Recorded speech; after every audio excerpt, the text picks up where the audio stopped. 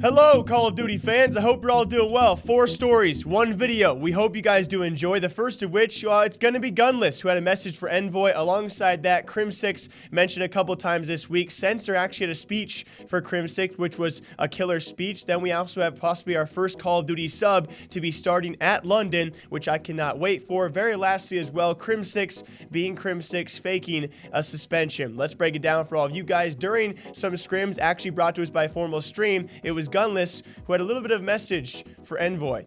Here it is. Literally, we talked. It's rotating to hill. Yeah, we rotated through the hill. Yeah, when you did it. like when Yes, we did, Pierce. Shut the f. I ran the someone there. They were fucking up, and You shut the and I you. know we're in this situation. I'm telling you. Wait, Troy, did you record it? Troy, did you record Yeah, it? not All really. right, clip it right now. Just stop Literally whining. clip stop that puffing exact and situation. bro. I mean, Bro, shut the up. Right, No, you stop puffing and puffing. Hey, hold on, Stop. hold on. Right there, it's happened before. We're playing. It's We're happened playing before some D. that where someone snuck by 1-1-1 and we're with it. Yeah, But, yeah, like, left, right? I Left, right? understand, like, where both of you guys. And despite what you guys think, and yes, I do, a lot of times in Call of Duty, and especially across many scenes, CSGO included, Rocket League too, when it comes to pro players, it is tough to know when these friends and teammates are joking or simply making banter. This was banter. They were laughing about it. But again, I don't blame people out there from an outside perspective. If my mom watched that, she probably would think that all of those guys hated each other, okay? I think it was banter. We hope they can move on from it. But, you know, let's all, with that being said, guys, if they do have issues going forward, we can certainly see why some people would link back to this clip and say, hey, they're cracking during scrims, they're hating each other, or, you know, giving each other a really, really tough time. Maybe that's why. Maybe they're not meshing together very well. This is not that big of an issue. And the more fact is this, guys, again, when it comes time for Call of Duty, the fact they actually stream their scrims and are very public about these kind of things, it's pretty hilarious to see the teammates acting like really good friends around each other. When they can say those kind of things towards each other,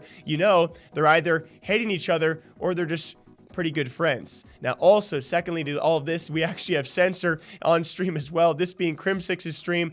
I love the guy. I love a lot of Call of Duty pro players out there, despite not even really knowing them. Censor, though, his drive is unmatched. I really truly do hope this season he gets his chance, because we have seen it time and time again. He re-expresses his want to actually start in the Call of Duty League. This is actually on Crimsix's stream where he kind of baits it out of him, or supposedly he did, as he took the Reddit to respond to all of this, guys. He baits a little speech out of Censor.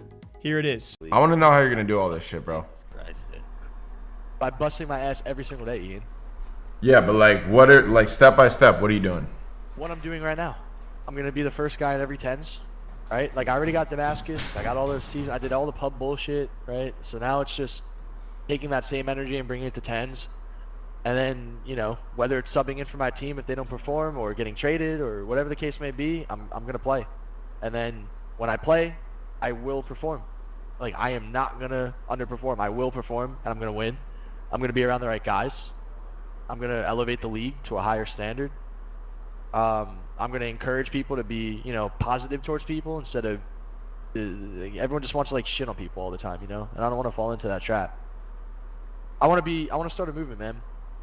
And I think one of the funniest things I saw last week, I'm a bit behind on this, that's why I kind of morphed all 4 of these stories together, that being Crimsix and his trolling towards a random tweeter out there who said he would have punished Crimsix for his actions in the post-game press conference from our first Call of Duty weekend, although I might have an unfair opinion here. Maybe I would say an unliked opinion out there based on what you guys think. According to a lot of guidelines for actual post-game press conferences, what Crimsix did was not very appropriate. I loved what he did, though. I thought IW deserved the call-out, and what they did was pretty terrible for the opening weekend. And so I see both sides of it, but Crimsix did take time to respond to this tweet as well, saying he was actually suspended from post-game press conferences. He later on says he was suspended by himself.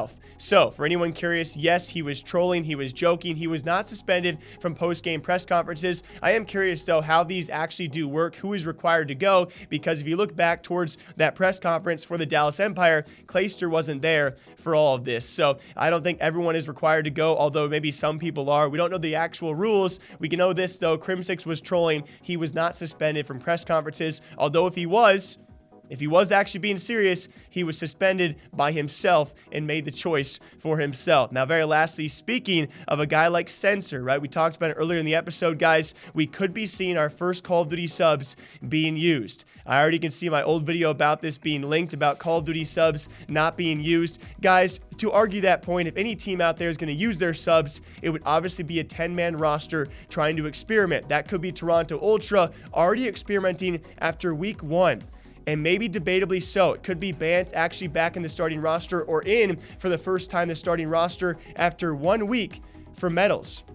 Now, this could just be scrims, could just be practice, trying to work things out. Again, when it comes to a 10-man roster, for any team out there to use their subs, this would make the most sense. Although of all the moves they could have made roster-wise, this one maybe not making a lot of sense for people out there, especially I guess you're going to base it off KDA. You know, one of your better performers weekend 1 was medals alongside methods. And so you got to trust the team process. They know better than we do. Outside looking in, it could be Bance for medals to sub in and be our first ever Call of Duty sub during the CDL to actually stand in. How this will work out for Toronto and London, nobody has any clue. Certainly questionable from outside, but we'll see how it works out, if it even is a new starting roster for the Toronto Ultra.